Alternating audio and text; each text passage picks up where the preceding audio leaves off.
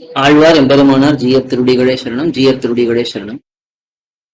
பெருமாளுக்கு ஏன் வாசனை இல்லாத புஷ்பங்களை சமர்ப்பிப்பதில்லை அப்படிங்கிறது கேள்வி. பகவான் எப்படிப்பட்டவன்? எல்லா விதமான பெருமைகளும் பொருந்தியவன். அவனுக்கு நாம் எப்படிப்பட்ட பொருள்களை சமர்ப்பிக்க வேண்டும் என்றால் சிறந்த பொருள்களைத்தான் சமர்ப்பிக்க வேண்டும். புஷ்பம் என்று எடுத்துக்கொண்டால் சிறந்த புஷ்பங்களை, நல்ல வாசனை மிகுந்த புஷ்பங்களை சமர்ப்பிக்க வேண்டும்.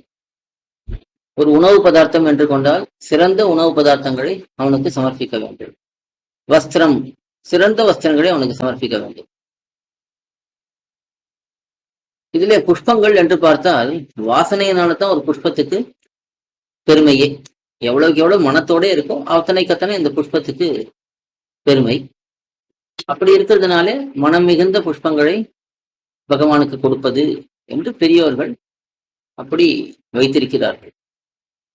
பெருமாளுக்கு நாம் வாசனை ஏதாவது புஷ்பத்தை சமர்ப்பித்தால் அவனை தள்ளி விடுவானா அப்படின்னா, அவனுடைய தன்மை, அவனுடைய உத்தமமான குணம் எப்படின்னா, அடியார்கள் எதை கொண்டு வந்து கொடுத்தாலும் அதை அவன் ஏற்றுக்கொள்வான்.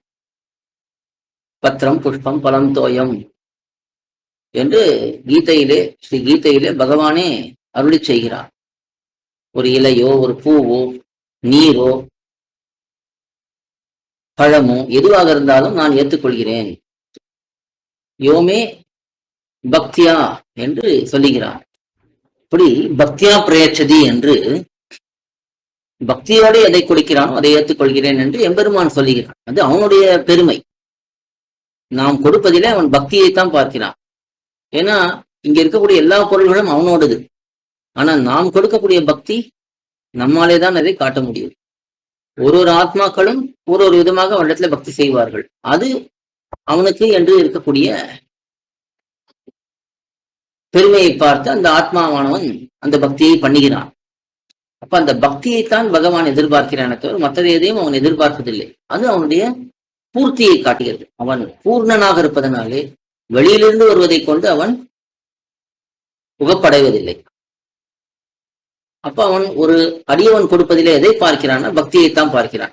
அப்படி இருக்கிறதுனாலே நாம் எதை கொடுத்தாலும் பகவான் ஏற்றுக்கொள்கிறான். ஆனா அவன் அப்படி ஏற்றுக்கொள்கிறான்ங்கிறதுக்காக நாம் வாசனை இல்லாத புஷ்பங்களையோ இல்ல தரம் தாழ்ந்த உணவுப் பொருள்களையோ வஸ்திரங்களையோ அதையெல்லாம் நாம் சமர்ப்பிக்க கூடாது. அது நம்முடைய பக்திக்கு குறையாகிவிடும்.